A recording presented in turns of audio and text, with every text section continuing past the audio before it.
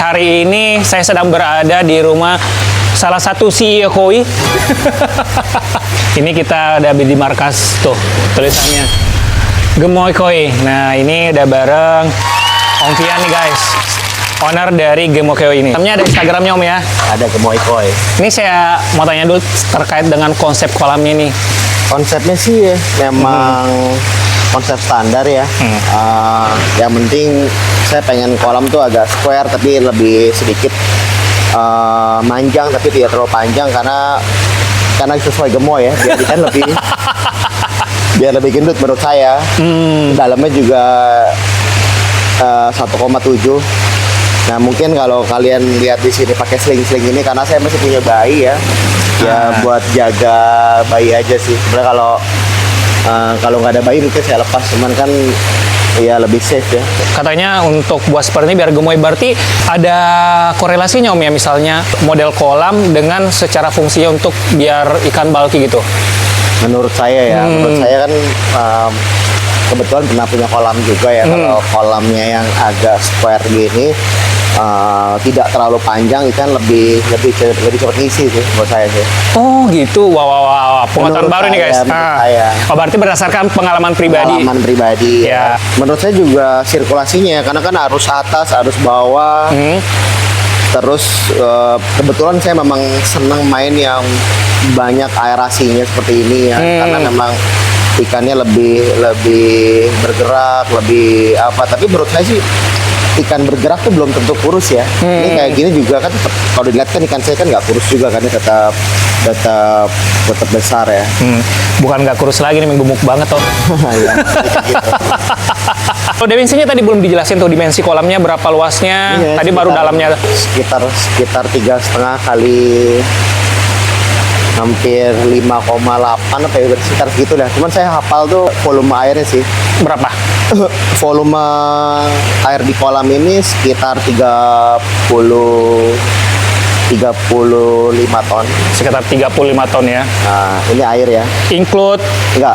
kolam dan chamber? Kalau chambernya ini 15 tonan.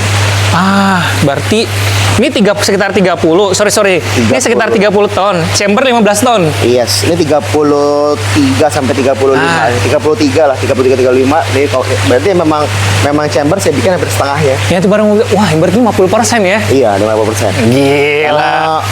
Berkaca pada pengalaman kolam sebelumnya, capek ya kalau kolam tuh chambernya nggak besar sih menurut saya sih. Ya, setuju Karena sih. saya tipikalnya males. Males maintenance. Iya, tapi kalau kasih makan rajin. Tapi kalau maintenance ampun deh. Ya, penghobi pada umumnya lah ya. Kalau kasih makan rajin, tapi untuk giliran maintenance males-malesan ya.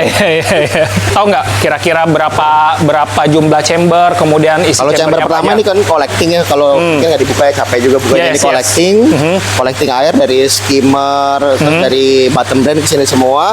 Di sini RDF. Oh ada RDF. Iya, RDF. Oke. KC60 ya. KC60 satu gitu ya. Satu di sini. Oke. Di bawahnya Om ada chamber mulai bakteri. Di sini ya. 1, 2, 3, 4. Ini saya bakteri semua. 4, oke, filter biologis. Oke, terus. Biologis. Yang terakhir ini buat polishing aja sih air. Water polishing gitu ya. Water polishing isinya pakai jet mat kayak gitu. jet mat lagi. Ini jarang nih. Nggak semua penghobi ada water polishingnya lagi, keren nih. Ada idenya lagi. Iya. Dikasih water, berarti filter mekanis lagi terakhir gitu Om ya. Yes, terakhir mekanis semua. Terus aku di dalam ini aku kasih aerasi sih. Di bakteri-bakterinya. Setiap chamber biologis. Atau beberapa? Yang pertama enggak nih, yang pertama enggak, tapi yang nomor 2, yang chamber biologis 2, 3, 4, yang mekanis yang ini mekanis ada 2 di sini juga dia. Mekanis ada 2, terakhir water polishingnya ada 2 chamber. Wah, oke. Nah di sini ada lagi yang aerasi sih Om. Cuman ada sedikit oyster juga sih di mekanis ini. Tadi jet mat sama oyster. Nah di sini yang terakhir ini full untuk jet mat. Terakhir di sini pompa sih, semuanya pompa. Pompa sama UV ya. Ada arus bawah, arus atas satu, masing-masing satu pompa ya. Arus atas ini satu pompa. Terus di sini satu pompa lagi nih di waterfall. Satu pompa di waterfall, kemudian masing-masing ya. Masing-masing satu pompa lagi. I see. Dia sekitar perputaran airnya tuh kalau nggak salah sekitar 67.000 ton per Per jamnya ya. jam. 67.000. Karena kan kacinya kan kaci 60 Yes, ya, betul, jadi nggak betul. terlalu tinggi dari kacinya. Outingnya ini ya. Takutnya luber. Iya, benar-benar. Terus ada chiller juga sih, chiller kasih 2 PK kali. Ini chillernya. Berapa? 2 PK ada 3 unit. Berarti ada 6 PK ya. Berarti 6 PK untuk 30 ton. Temperaturnya berapa Om nih? Saya cuman bikin 25 sampai 25,5, swingnya 0,5. Swingnya 0,5. Alasannya kenapa Tom? Aku tuh orangnya tipe yang jaga banget ya, jaga temperatur, jaga pH, terus jaga kondisi air tuh benar-benar tidak swing terlalu banyak. Makanya 0,5 aku jaga biar ikannya juga tetap enak, nggak kagetan, tetap nyaman kayak gitu. Biar fluktuatifnya nggak terlalu tinggi ya. Jadi stabil. Betul. Ya 0,5 itu nggak ada rasanya lah kalau di ibarat manusia lah kali ya. Iya, betul. Jadi dia terus juga kan kalau chiller nyala rata-rata jam 9 pagi nyala, terus maghrib mati kan. I see. Karena buat nurunin 0,5 tuh waktu kayak gitu. Iya, benar. Nah, ini karena lagi bahas chiller nih. Tadi kita juga bahas media filter nih, Om. Ini nih saya ada pertanyaan bocil nih, Om. Seandainya kita tahu kan sistem filter itu semuanya saling terkait, ya kita paham lah. Misalnya RDF butuh media filter khususnya di biologis yang modern, yang SSA-nya banyak, kita juga butuh. Chiller juga butuh. Nah, ini ada pertanyaannya Om. Seandainya Om dikasih pilih di antara 3 itu cuma bisa milih 2, pilih yang mana nih Om? Kalau saya lebih pilih chiller sama RDF. Chiller sama RDF. Iya. Ya. Boleh tahu nggak alasannya chiller dan RDF Om? Tapi kan pasti bakterinya adalah mungkin ya. Iya, benar. Kalau chiller ya tadi saya memang pengen bikin ikan tuh tetap stabil ya dengan chiller itu ya. Suhunya. Kalau RDF ya karena saya malas aja. Yes, betul, kita tahu lah. Kita udah tahu lah pasti kalau orang pilih RDF berarti lebih ke nggak mau tahu lah untuk masalah media mekanisnya gitu kan. Nah, tapi kembali lagi nih pertanyaan untuk di chiller Om. Emang ada pengaruh besarnya Om kalau misalnya kolam pakai chiller dengan kolam yang nggak pakai chiller terhadap kualitas ikan kuenya sendiri? Seperti apa pengaruhnya kira-kira? Kalau kita kan tinggal di Jakarta ya, apalagi di PSD Tangerang yang suhunya sangat ekstrim panasnya. Menurut saya kalau nggak pakai chiller ya ikan kayak Gosanke itu nggak akan perform sih menurut saya ya. Iya. Karena kalau di Tangerang ini kalau nggak pakai chiller pasti suhunya bisa sampai 28-29. Yes, betul, setuju itu. Kalau hujan tiba-tiba mendadak bisa musim hujan tuh bisa sampai 26 kayak gitu, 26,5. Nah, suhu-suhu yang kayak gitu-gitu kan pasti kan ikan trouble ya. Swing lah, ikannya tiba-tiba flexing ya kan? Terus ikan jamuran. Nah, itu kayak gitu kan saya males ya karena kan saya hobinya ngasih makan bukan ngobatin banget. Bukan ngobatin ya. Nah, itu aja sih Om. Karena memang udah lihat yang dulu-dulu udah beberapa kolam saya buat, aduh capek deh kayak yang aneh-aneh bikinnya tidak perform, makanya sekarang pengen buat benar-benar yang perform gitu loh. Bikin happy, bikin nggak capek kan, cuci chamber juga kan nggak. Yes. Ya paling cuman bakteri yang chamber 1, 2 aja sampai 1 lah paling. Kalau yang lain-lain nggak pernah saya buka sih Om. Yang pernah juara yang mana nih Om? Yang pernah ikut koi show segala macam? Ada tadi yang Cagoy lagi di situ ya. Susu ini pernah. Juara apa aja nih Om? Susu sih kayak pernah Grand Champion sih terakhir sih. Yang susu ini ya. Pernah GC, Cagoy, udah ini pernah GC juga ya? Ginrin Soa. Pernah GC juga nih Om? Iya. Mantap. Ini Cagoy ini. Nah, paling gede basin size sih kalau Cagoy. Oh, yang ini nih ya. Gingga juara 1.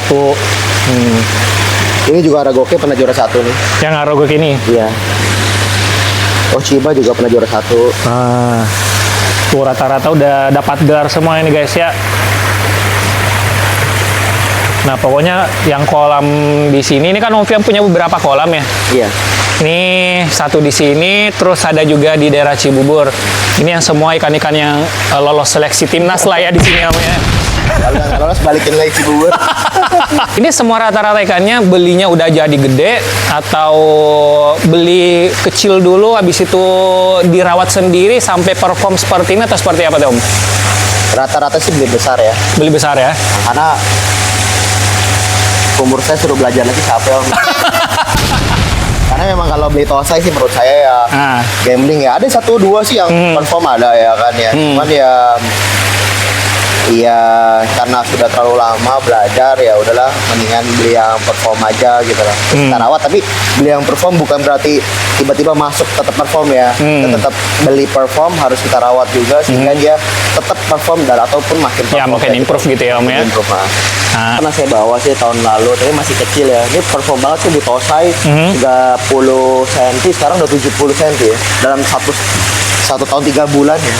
Oh iya berarti ini baru naik nih saya dong jatuhnya nih. Iya, tahun lalu tosai, masih bulan Maret tosai. Gila. 70 berapa? 70 pasti kamu nggak. Gila udah 70 cm aja guys. Tosai nih. Sanke yang di bawah ini nih. Ya Sakai itu tosai. Yang Sakai belinya tosai sekarang udah 70 Hansai ya sekarang ya. Wow, udah 70 juga bodinya gitu guys tuh. Gila ya. Yang mana lagi Nom? Belinya tosai sekarang udah ini? Oh enggak ya, si Marusen Kobayashi udah beli Nisa ya? Iya enggak. Ada satu lagi yang saya suka tuh ikan Hikari Asagi juga tuh di bawah. Itu beli tosai tuh. Kalau yang so yang gede itu beli tosai nggak Om itu? Enggak, itu beli besar. Oh udah beli besar yang tosai mel apa yang soa mel itu udah gede ya Om ya belinya? Oh itu Nisai belinya. Oh belinya Nisai. Tapi sekarang udah size berapa? Udah 70 apa itu ya? 75 bu kali ya? 60 soa apa? Yang soa. Yang soa tuh udah 76. Itu belinya Nisai kalau nggak salah. Belinya Nisai dan sekarang udah 76 ya, sama 76 cm. Ya tapi kalau kita bilang kategorikan penghobi, mungkin berarti lumayan sukses ya untuk keepingnya. Atau ada Cinderella story yang nggak diceritain ya Om? Nggak diceritain banyak. Ya sudah dibuang-buang. Ya. Nah ini pertanyaannya kalau gitu, udah berapa banyak ikan yang dibuang nih Om? Atau jangan dibuang, ntar ada lagi ini lagi apa? Bukan dibuang, maksudnya dikasih tetangga. Dikasih tetangga gitu ya. Ini kayak di komplek-komplek saya saya kasih berbanyak juga. Ya. Sekitar berapa ekor? Puluhan Om. Puluhan ya, nggak ratusan nih. Nah, nih satu pertanyaan terakhir Om. Buat kami nih para penghobi newbie nih Om. Ini kan salah satu sesepuh ya kita bilang lah ya, hasil keepingannya bagus-bagus nih guys tuh. Lihat sendiri ada beberapa udah juara-juara juga. Ada masukan nggak Om buat kita nih penghobi newbie untuk terkait dengan keeping ikan koi ini Om? Kalau koi itu memang perlu improve waktu ya, nggak bisa instan sih menurut gue ya. Yes. Karena kita kalau beli aja sih pasti bisa ya. Tapi kalau buat keeping, buat ngobatin, buat apa-apa tuh nggak textbook banget sih. Masing-masing rumah, masing-masing kolam, masing-masing personality beda-beda. Jadi ya menurut saya sih 1, 2, 3 tahun itu perlu dirawatin pertama sih ya. Wah. Karena kalau tiba-tiba bilang bagus, ya mungkin ya kamu tahu sendiri lah kalau mau bagus koi itu berarti kan harus expense yang banyak. Yes. Terus bikin kolamnya tiba-tiba bagus ya. Yes. Kan memang kalau belum hobis banget ya sayang sih. Makanya kita memang step by step ya. Yeah. Dari ya setahun, 2 tahun, 3 tahun, 4 tahun, 5 tahun kalau sih mungkin udah 10 tahunan sih Om. Dari yang jelek-jelek juga ada pernah kayak gitu. Gila, 10 tahun guys tuh. Jadi nggak ada yang benar-benar instan banget tiba-tiba langsung ekspor gitu ya Om ya.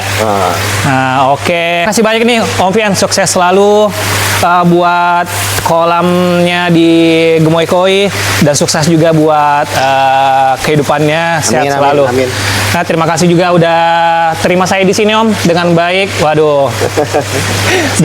udah dikasih ilmu juga, terima kasih banyak. Oke, mungkin itu aja dari saya. Sampai ketemu di video berikutnya. Semoga sehat selalu dan kaya raya. Bye-bye.